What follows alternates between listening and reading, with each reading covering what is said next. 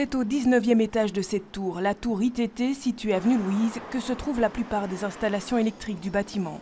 C'est là que ces deux ouvriers spécialisés en maintenance ont travaillé pendant près de 3 ans.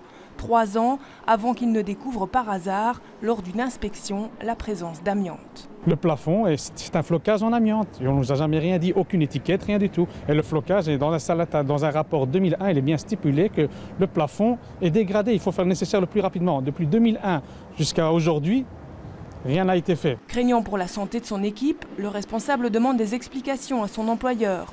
Peu de temps après, l'homme est licencié. Ses collègues mutés. Aujourd'hui, si ces ouvriers témoignent à visage caché, c'est pour ne pas effrayer leur entourage, car l'affaire est portée devant le tribunal du travail. On a déposé une plainte au bien-être au travail, qui sont venus faire une inspection et qui ont demandé des analyses amiantes et qui ont confirmé qu'il y avait de l'amiante là où ils ont fait des analyses. Par après avoir été licenciés, on a eu des rapports amiantes du bâtiment qui confirment qu'il y a eu de l'amiante dans ces bâtiments, dans les locaux où on a travaillé. Donc qu'on nous explique. Tout simplement. Faire reconnaître le licenciement abusif, mais aussi s'assurer que plus personne ne travaillera dans les mêmes conditions dans la tour ITT, c'est ce que ces deux hommes attendent aujourd'hui de la juge du tribunal du travail.